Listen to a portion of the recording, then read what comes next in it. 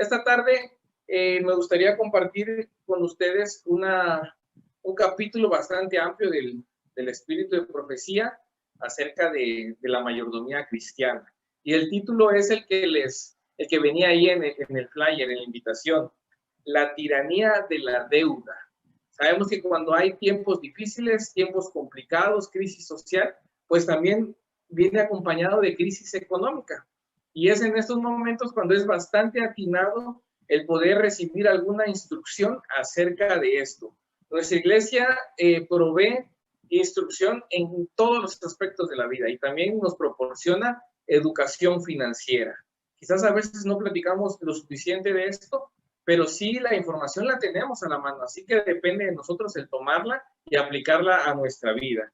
La lectura bíblica se centra en Romanos 13, 7 y 8. Dice de la siguiente manera: pagad a todos lo que debéis, al que tributo, tributo, al que impuesto, impuesto, al que respeto, respeto, al que honra, honra. No debáis a nadie nada, sino el amaros unos a otros, porque el que ama al prójimo ha cumplido la ley. Yo creo que la indicación es sumamente clara, explícita y no deja lugar a ninguna duda. Al contrario, lo entendemos de primera mano, como viene, podemos captar la idea general. Y es así como esta tarde vamos a platicar acerca de algunos consejos, algunas sugerencias para que podamos conducir nuestra vida cristiana, nuestra vida familiar, y por lo mismo nuestro testimonio sea un gran ejemplo para alcanzar a otros, que mediante nuestra conducta, mediante nuestra mayordomía, nuestra administración, también podemos alcanzar a otras personas, o por el contrario, también podemos ser obstáculo de otras personas para que no quieran saber nada acerca del evangelio. Una de las primeras sugerencias que debemos tener en cuenta es que cada uno de nosotros debemos vivir en armonía con nuestras entradas. ¿Qué quiere decir esto? Si ya tenemos presente cuánto ingresa a nuestra, llamémoslo así, a nuestra tesorería familiar, cuánto ingresamos de recursos semanal, quincenal o mensualmente, bueno, debemos presupuestar todos nuestros gastos, nuestros ahorros, nuestras inversiones, todo debemos sujetarlo a esa cantidad. El vivir por encima de esa cantidad es cuando entramos en conflictos, y es cuando nuestra vida económica, nuestra vida familiar entra en un desequilibrio. Por eso debemos estar conscientes y tenemos que tener muy presente cuánto realmente ingresamos semana a semana o quincenalmente, como tengamos nuestros ingresos cada uno de nosotros, porque varía de familia a familia. Pero debemos tener presente que jamás debemos tener nuestro gasto por encima de nuestro ingreso. Eso nos lleva a que nosotros debemos saber adaptarnos a nuestras circunstancias. ¿Qué sucede? A veces nos rodeamos de amistades que quizás tienen un poquito más de poder adquisitivo o tienen mejores ingresos que los nuestros. Y en la convivencia, en las salidas, en los paseos, en la plática, pues podemos ver cómo se permiten, llamémoslo así, cosas un poquito más caras, salidas un poquito más ostentosas. Y como estamos en medio o queremos pertenecer a ese círculo, entonces nos sentimos forzados a tener que alcanzar o llegar a esos estándares, cuando nosotros sabemos que nuestra realidad no es esa. No entendemos que nuestra capacidad está un poquito abajo de esa situación. Y es ahí cuando empezamos con los pequeños problemas, cuando no sabemos adaptarnos a esas circunstancias. Debemos ser congruentes con nuestra realidad y al mismo tiempo agradecidos con el Señor por lo que nos permite administrar. Así que, hermanos, tenemos que tener muy presente esa idea, saber vivir en armonía con nuestros ingresos. Cuando no vivimos en armonía con nuestros ingresos, viene una situación muy importante, la cual es que nos olvidamos de la causa de Dios. ¿Qué quiere decir esto? ¿En qué momento nos olvidamos de la causa de Dios? Bueno, cuando de repente hay un proyecto en la iglesia. Por ejemplo, departamento de construcción. ¿Saben qué, hermanos? Nuestra iglesia necesita ser remodelada. Necesitamos tener en mejores condiciones el santuario, la casa de Dios. Así que los que gusten dar un apoyo extra es bienvenido. Cuando no sabemos administrarnos económicamente, difícilmente vamos a poder aportar para la causa de Dios. Cuando viene, otro ejemplo, cuando viene escuelita bíblica y dicen, hermanos, necesitamos beca para las visitas. Si no estoy viviendo acorde a mis ingresos, difícilmente voy a poder apoyar a esa causa. Si viene una campaña de barrio, hermanos, aquí hay material. El libro del año está a 5 pesos para que ustedes compren lo que necesiten y puedan regalarlo a todos sus vecinos, a toda su cuadra, a todos sus compañeros de trabajo, etcétera. Pero si yo no estoy en armonía con mis finanzas, difícilmente me voy a atrever a invertir, a aportar para poder proliferar el mensaje del Señor. Es ahí cuando las finanzas afectan nuestra vida espiritual, porque si no estamos bien económicamente, también nos vamos alejando y dejamos por un lado nuestro propósito. Ahora, hay una palabra clave que debemos de tener en mente a lo largo de estos minutos en los que vamos a platicar, y es la prudencia. Nuestra prudencia debe prevalecer por encima de nuestros gustos, de nuestros antojos, nuestro apetito, nuestros, no sé de qué otra manera llamarlo, pero la prudencia es la que debe prevalecer ante todas estas situaciones. ¿Por qué? Porque si no somos prudentes y damos rienda suelta a nuestras pasiones, a nuestros gustos, a nuestros antojos, caemos en la intemperancia, en la imprudencia. Y cuando vivimos de esa manera, no estamos a la altura de un hijo de Dios. No estamos siendo congruentes con lo que creemos, con la fe que decimos profesar. Así que eso es bastante importante. La prudencia la debemos tener presente en todo momento, en cada aspecto de nuestra vida, y en el económico mucho más. Nuestras finanzas deben estar lo más sanas posibles. Tenemos por englobarlo de manera muy general, 2 tipos de personas en nuestra iglesia. Los que reciben sus ingresos, que son comerciantes, negociantes, trabajan de manera independiente, y los que tienen un trabajo fijo y quincenal o semanal o mensualmente obtienen su salario. Bueno, entonces, los que no tienen un ingreso fijo, tienen un negocio, perciben quizás en ciertas temporadas del año grandes cantidades de dinero, bueno, ellos deben ser más prudentes, deben ser más organizados, porque así como se está recibiendo fuertes cantidades, hay un dicho que dice, hay veces que nada el pato y otras veces que ni agua bebe. Entonces, cuando está la temporada buena de ingresos, debemos hacer provisión para los meses que vienen y pensar como que si hubiesen a venir meses complicados, tomar lo que necesitamos, lo real, lo necesario, lo indispensable para nuestro gasto corriente, y lo demás ahorrar, para que así cuando venga una temporada en la que quizás el flujo no es el mismo, podamos tener tranquilamente estable la economía en casa. El otro tipo de personas, los que tienen su salario fijo, su sueldo, su quincena, bueno, quizás se pueda facilitar un poquito más el poder tener un plan financiero, de tal manera que distribuyan, bueno, esto es para colegiatura, esto es para renta, esto es para salud, y un porcentaje para ahorro. Porque de esa manera controlan un poquito más sencillo el gasto que tiene la familia. No se pueden pasar de lo que está ingresando al hogar. No podemos gastar más de lo que estamos ingresando, porque entonces caemos en un desequilibrio. Ahora, el Señor Jesús en la Biblia nos da un ejemplo bastante bueno, el cual es la alimentación de los 5,000. Como teniendo poco, abundó. Pero aun cuando abundó, no quiere decir que porque había mucho, porque hubieron muchos peces, porque hubieron muchos panes, bueno, ya no importa lo que pase con lo demás. Al contrario, el Señor era muy precavido y ejemplo nos dio. Vamos a leer rápidamente Juan 6:12. Juan 6:12 dice de la siguiente manera, los que tengan su Biblia ya a la mano, y si no, se los leo rápido. Y cuando se hubieron saciado, dijo a sus discípulos, recoged los pedazos que sobraron para que no se pierda nada.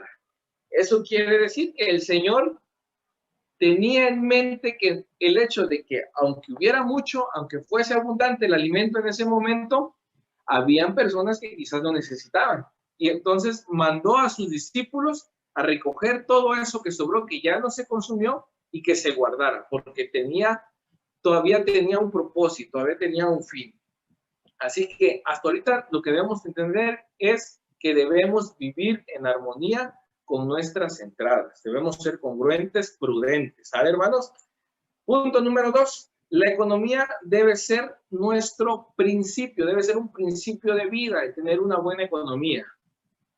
Hace rato les mencioné que cuando no tenemos buena economía, no participamos o somos infieles en la causa de Dios. Bueno, cuando tenemos la economía como principio de vida, entonces sí, con toda la tranquilidad del mundo podemos disponer de nuestros recursos para poder aportar para la obra de Dios. Y aquí va un dato bastante interesante, y cuando estaba estudiando en el libro de mayordomía, decía que aquellos hermanos que sin pensarlo, sin titubear, aportan para los proyectos de la iglesia, llámese publicaciones, llámese construcción, llámese clubes, niños, Ministerio de la Mujer, despensas, pobres, Dorcas, el departamento que ustedes quieran.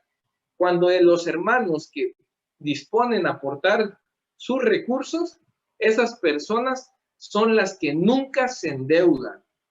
¿Por qué no se endeudan? Porque tienen bien trazado su planificación financiera. Y es de esa manera como ellos disponen sin ningún problema y sin titubear, y del corazón nace el aportar para la obra de Dios, para la causa de Dios. Porque de lo contrario no es así.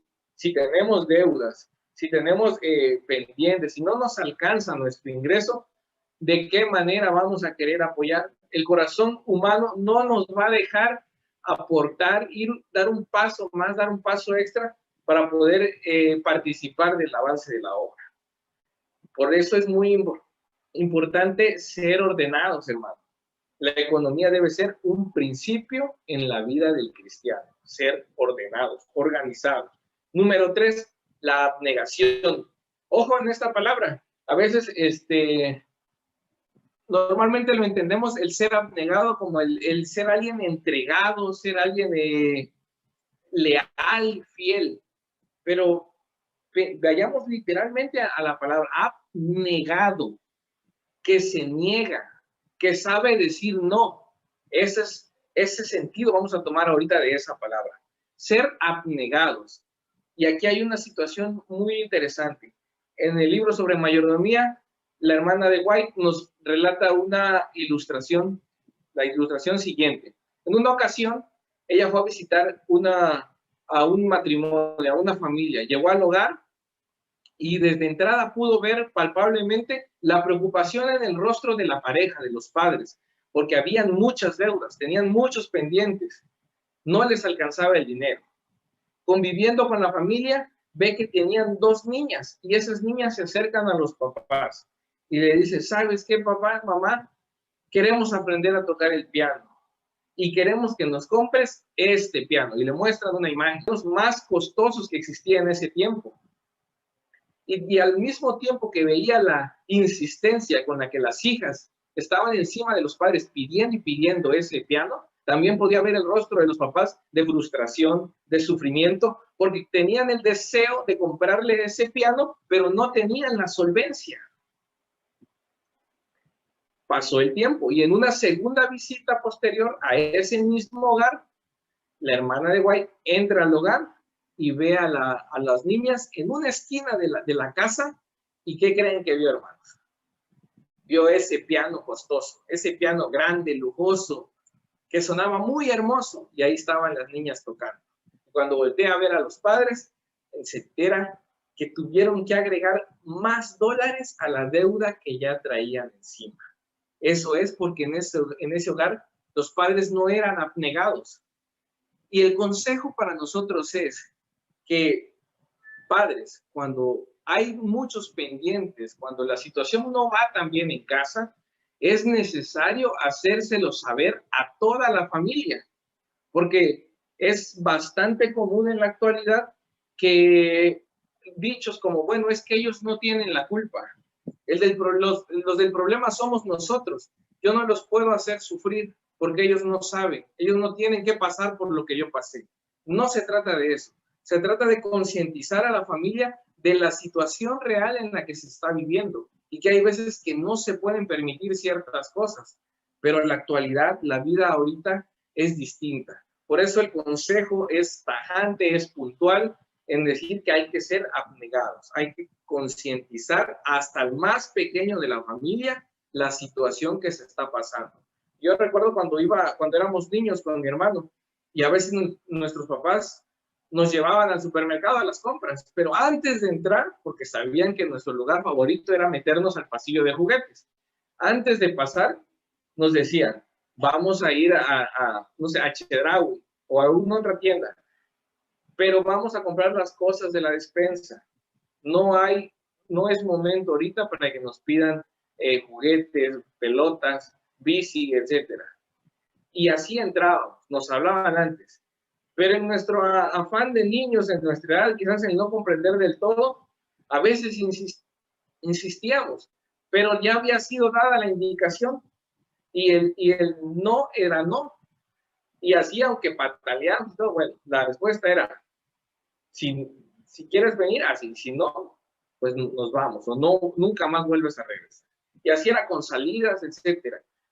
Antes de salir, nos platicaban, vamos a hacer esto, esto, esto y esto, y vamos a comprar esto, esto y esto, porque para esto alcanza. Si no quieren así, bueno, pues no vamos, o no se hace. Si están de acuerdo con eso, adelante vamos. Y así era como se fueron manejando con nosotros, de tal manera que quizás pudimos haber deseado muchas otras cosas, pero estábamos conscientes y conforme fuimos creciendo entendimos el porqué de la situación, ¿verdad? Y eso es el consejo que el Espíritu de Profecía trae para nosotros esta noche, el que nosotros tratemos de ser claros con la familia, que todos entiendan la situación por la que estamos pasando para que seamos solidarios. Quizás los pequeños no van a poder apoyar o aportar económicamente, pero sí van a poder abstenerse de pedir y solicitar cosas para las cuales no hay presupuesto. Siguiente, la deuda es oprobio para Dios. Otra vez, hermanos, la deuda es oprobio para Dios. ¿Qué es oprobio? Vergüenza. A ninguno de nosotros nos gustaría que nos dijeran que le causamos oprobio a nuestros padres, mucho menos a nuestro Creador. El estar endeudados, el vivir endeudados, eso es oprobio para el Señor. Hay una frase muy, muy cruda, pero muy real y bastante útil que menciona el Espíritu de Profecía. Y dice, mejor es negarse el alimento que defraudar. Mejor es negarse el alimento que defraudar. ¿Qué nos connota esta frase? Que si por alguna razón tuvimos que incurrir a un préstamo, a una deuda, bueno, tratemos de salir de ella lo más pronto posible, porque por salud, por beneficio nuestro, aunque tengamos que sufrir un poco, pero la tranquilidad mental, la tranquilidad espiritual, nuestra salud es mucho más importante que mantener esa deuda. Así que, hermanos, si estamos viviendo o si estamos con una deuda encima, hagamos lo necesario para poder salir de esa situación lo más pronto posible. Nos privemos de algunos gustos, de algunas salidas, de algunas comodidades, de tal manera que equilibremos nuestra economía lo más pronto posible. El octavo mandamiento es muy claro acerca de lo que debemos hacer. No robarás. No robarás. ¿Qué otra cosa también podemos involucrar en esto? Bueno, no defraudar, no estafar, no ser ventajosos. ¿Cómo podríamos ser ventajosos nosotros? También la mayordomía habla acerca de ganar lo justo. Hay veces que sentimos que en la ignorancia de las otras personas, a nosotros ofrecer un producto o ofrecer un servicio, tratamos de sacar ventaja de eso y ganamos excesivamente. Eso también es pecado, eso es oprobio, eso es robar. Cuando nos aprovechamos de la ignorancia, de la inocencia, de la ingenuidad de otras personas, estamos incurriendo en oprobio y avergonzamos a nuestro Señor. Así que, hermanos, debemos de ser bastante prudentes, porque qué bonito es cuando alguien recomienda a un hermano de la iglesia y dice, ¿sabes qué? Tal persona hace tal producto o presta tal servicio. Mira, es buenísimo, es el mejor en lo que hace y te cobra lo justo, no te cobra caro, no es carero. Qué gusto da cuando se escucha esas palabras acerca de un hermano de la iglesia. Y eso debería ser en todo momento, en cada una de las disciplinas, de las áreas en las que nosotros nos desenvolvemos, en el servicio que prestemos, el producto que ofrezcamos, eso deberían ser los comentarios hacia nuestra persona, porque no debemos robar, no debemos sacar ventaja. Hermanos, vamos avanzando y espero que no vayan quedando dudas hasta este punto. Esto es un resumen bastante sintetizado de lo que viene aquí en el espíritu de profecía. Es súper interesante, la verdad, para instrucción nuestra, para beneficio de nosotros. Vamos ya en el antepenúltimo punto. La deuda es un arma de Satanás. Voy a decirlo de nuevo, hermanos. La deuda es un arma de Satanás. Sí, es complicado. ¿Por qué es un arma de Satanás? Bueno, porque cuando estamos endeudados, nuestra fe se debilita, nos desanimamos. ¿Por qué nos desanimamos? Porque estar endeudado causa estrés, da intranquilidad, no nos permite estar contentos, estar plenos. Por eso es que nos vemos afectados. ¿Qué pasa cuando estamos pasando un mal momento? Bueno, pues queremos resolverlo de la manera fácil. ¿Y qué es lo más fácil? Pedimos prestado. En ese momento, difícilmente vamos y nos arrodillamos con el Señor y le decimos, ¿sabes qué, Señor? Yo creo que tu voluntad es que yo pida prestado para salir de este pendiente. Pero avanza la situación, avanza el problema. Y cuando pasa el tiempo y nuestros acreedores están encima de nosotros, entonces ahí sí nos acordamos del Señor, bueno, Señor, ¿por qué no me bendices? ¿Por qué no me das los recursos para que yo pueda solventar y cubrir este compromiso? Bueno, nosotros solitos nos fuimos a enfrascar en esa situación, pero en los momentos difíciles sí queremos que el Señor se manifieste. Pero ¿por qué es más complicado? Porque estamos siendo utensilios de Satanás, estamos alejados del Señor. Quizás en nuestra mente no sea igual que cometer adulterio, que asesinar, que faltarle el respeto a nuestros padres, pero es un pecado de igual manera. Estaríamos siendo armas de Satanás.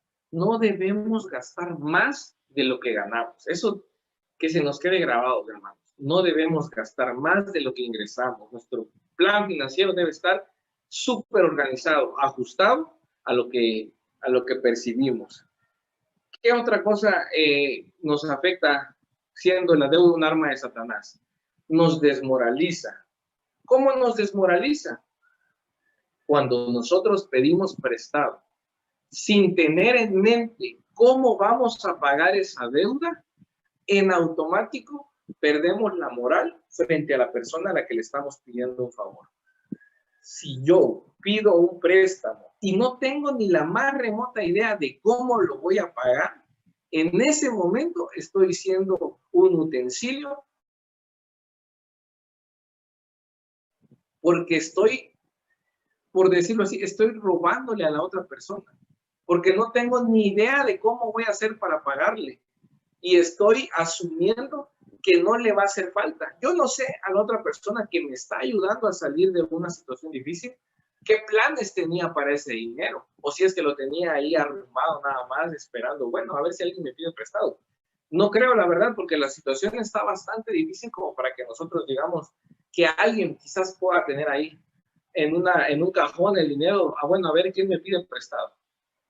En este momento estamos siendo utensilio de Satanás porque no estamos pensando en nuestro prójimo. Solo pienso en mí y en mis necesidades. Así que en automático nos desmoraliza la deuda y estamos alejados de la presencia del Señor. Vamos, les voy a leer textualmente de manera rápida un párrafo de la página 269 de Consejos sobre Mayordomía Cristiana. Todos los que hacen esto niegan a Cristo en sus obras. Estamos hablando acerca de cuando pedimos prestado y no tenemos algún plan en mente para poder pagar. Todos los que hacen esto se niegan a Cristo en sus obras, mientras profesan guardar y enseñar los mandamientos de Dios, no mantienen los principios de la ley de Dios. Si los que ven la verdad no cambian en carácter en una medida correspondiente a la influencia santificadora de la verdad, serán un sabor de muerte para muerte, representarán mala verdad, acarrearán oprobio sobre ella y deshonrarán a Cristo, quien es verdad. No es cosa sencilla el defraudar a alguien cuando le pedimos prestado. Estamos siendo agentes de Satanás y estamos poniendo en vergüenza a nuestro Creador. Pero bueno, si no conocíamos o desconocíamos todos estos consejos y por alguna u otra situación ya estamos metidos en el problema, ¿qué nos aconseja el Espíritu de Profecía? ¿Cuál es el consejo divino para que podamos salir de esta situación? Número 1, orar. Orar, orar y orar. Pedirle al Señor ser honestos, abrirle nuestro corazón. El Señor nos perdona, pero muchas veces queremos que también estemos exentos de las consecuencias. Eso es algo más complicado. El Señor nos perdona, pero las consecuencias de nuestros actos las vamos a tener que afrontar. Pero debemos orar y pedirle al Señor que nos ayude, que nos aclare la mente, que nos dé prudencia, sabiduría, para poder tener una estrategia de cómo salir adelante ante esta situación. Número 2, cambiar de trabajo. También hay que ser responsables y realistas cuando definitivamente con el trabajo que tenemos no vamos a poder alcanzar a cubrir ese compromiso. Bueno, entonces debemos ser lo suficientemente valientes para poder decir, bueno, haciendo lo que estoy haciendo ahorita, no voy a poder cubrir ese compromiso, entonces tengo que realizar otra actividad y ser honestos con el Señor. Tenemos que hacer pactos con el Señor, compromisos, promesas, de tal manera que el Señor vea nuestro arrepentimiento y entonces podamos reclamar las bendiciones. Debemos también cuidar nuestras monedas. El Espíritu de Profecía dice centavos, pero porque cuando tenemos un billete, vamos por algo pequeño, vamos a hacer un gasto minúsculo y cuando nos entregan el cambio, normalmente nos entregan o billetes chicos o monedas. Y gastar billetes chicos y monedas es lo más fácil que existe. Y también esa es la manera en la que se va el dinero y desperdiciamos, despilfarramos sin que nos demos cuenta. Porque así es como se deshace. Inclusive a veces decimos, no, es que no quiero cambiar este billete porque si lo cambio, no sé qué le voy a hacer. Pero debemos ser un poquito más disciplinados, tener en mente qué es lo necesario y qué son los gustos, para poder entonces entrar en un buen equilibrio financiero. Y ya para terminar, hermanos, último punto. Las deudas personales no deben estorbar nuestra fidelidad con Dios. Va de nuevo. Las deudas que nosotros adquirimos en ningún momento son un obstáculo o algún pretexto para que seamos infieles contra el Señor. Si defraudar a otras personas es oprobio y es ser agentes de Satanás, entonces, ¿qué será defraudar al Creador? ¿Qué será serle infiel al dueño de todo? ¿Qué será mentirle a aquel que nos regaló la vida? Mis queridos hermanos, a pesar de que estemos metidos en todas las deudas, si compramos una casa y tenemos una hipoteca, si acabamos de sacar un coche y estamos pagando mes a mes, si queremos que nuestros hijos tengan la mejor educación y estamos pagando colegiaturas, bueno, si hacemos todo ese esfuerzo, debemos ser responsables en nuestra fidelidad con el Señor. Y solamente de esa manera vamos a poder reclamar las bendiciones que Dios nos quiere otorgar. Porque el Señor tiene bendiciones, quiere darnos bendiciones hasta que sobreabunde. Y abrir las ventanas de los cielos y que se derramen todas esas bendiciones. Pero siendo agentes de Satanás, jamás van a manifestarse esas bendiciones en nuestra vida. Hermanos, espero que estos consejos sean de mucho uso, de mucho provecho para cada uno de nosotros. Y hay mucho más en el libro de consejos sobre mayordomía cristiana, acerca de negocios, acerca de las familias, la escuela, un sinfín de consejos acerca de cómo debemos administrar nuestros recursos financieros, tiempo, talentos, todo, hermanos. Que el Señor nos bendiga y que este mensaje haya sido de bendición para cada uno de nosotros.